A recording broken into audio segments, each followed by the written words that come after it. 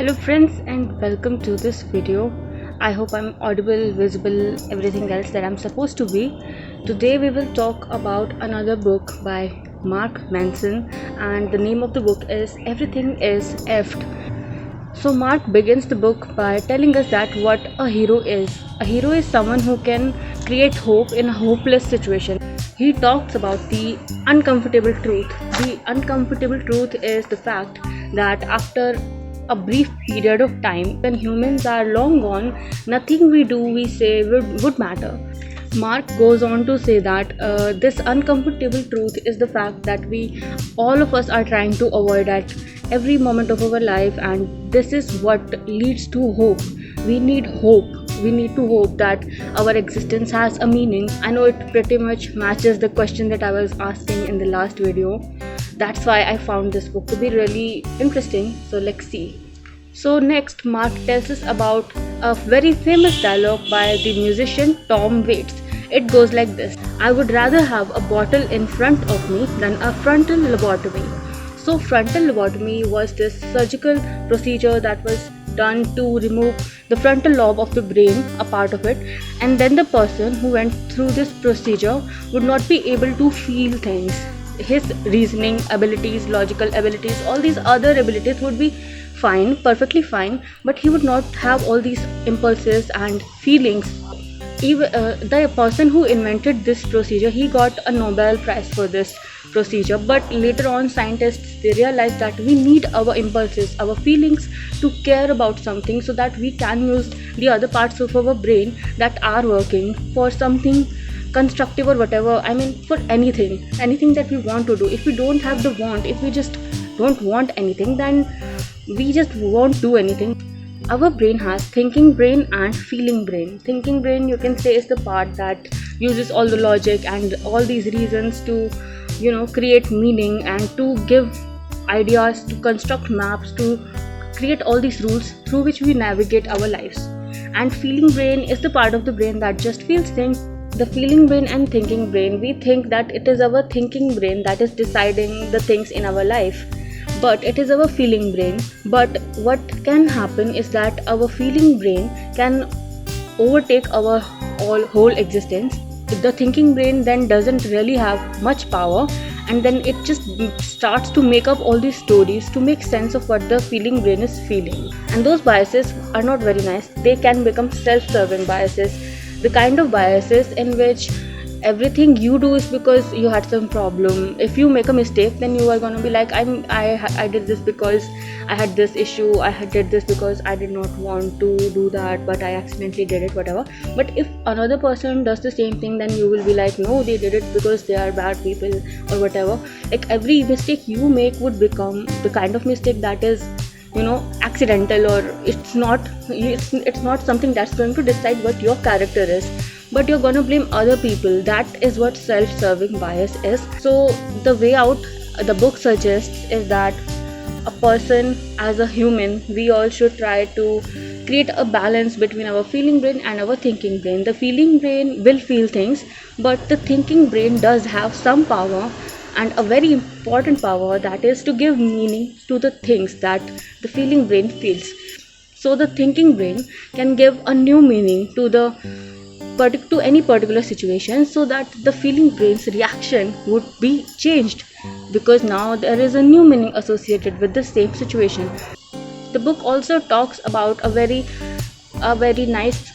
interesting fictional situation about Newton, and how the life for Newton could have turned out had he chosen to do psychology instead of physics. The 3 laws of emotion that Newton would come up with if he had decided to do psychology. So I'm just gonna tell you very quickly those 3 laws.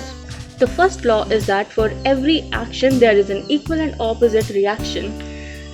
In emotional world, for every emotion there is an equal and opposite emotion. It's like, if someone does something bad to you, you feel the need to do something bad to the other person, but if they do something nice to you, then you will feel the urge to do something nice for them as well. The second law is that our self-worth equals the sum of our emotions over a particular amount of time. So how we feel over a particular amount of time is what decides our self-worth to us. The third law is my favorite law. It's that your identity will remain your identity unless it is replaced by another experience that is counter to what you feel at the moment. Then we move on to the part 2 of the book, in which he talks about a lot of things. He talks about religion, he talks about humans and how AI will ultimately take over the world. But I don't think I'm gonna go into that, but I will tell you about some of the very interesting things that I read. How values are made. This is the question that Mark answers very nicely in his book. Like, for example, he gives us the example of a child. How does a child's value system work? He's all about pleasure. The child, they just want what they want, they don't care about anything else. As they grow up a little bit, they become, say, teenager, their values, they grow. Now they have a few principles, but still their actions are transactional in nature. Like, they feel like if they do this, then this will happen. Like, for example, if they go to school wearing this sweater, they will look nice and their friends will like them, like that. The values, there comes principle. They do develop principles, like lying is wrong. Suppose they lie to their parents and they scold them, then the teenager realizes that he should not lie. Then they do develop principle, but still their reason is that they don't want to anger their parents. So it's still not an adult value. An adult value is based on the principle only. There is no, the third thing that he wants. They do something because it is the right thing to do. Also tells us about the philosophy of Kant. He was this philosopher and he was really, really smart and hardworking. He did a lot of work in metaphysics, epistemology, and philosophy, of course.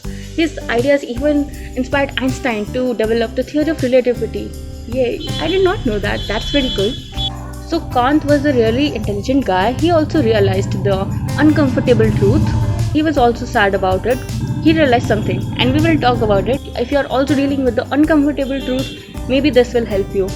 What Kant did was he refused to believe that our existence has no meaning. He just refused to believe it, and he did what he wanted to do. And he even gave us the formula of humanity. The formula of humanity goes like this: act that you use humanity, whether in your own person or in the person of any other, always at the same time as an end, never as a means.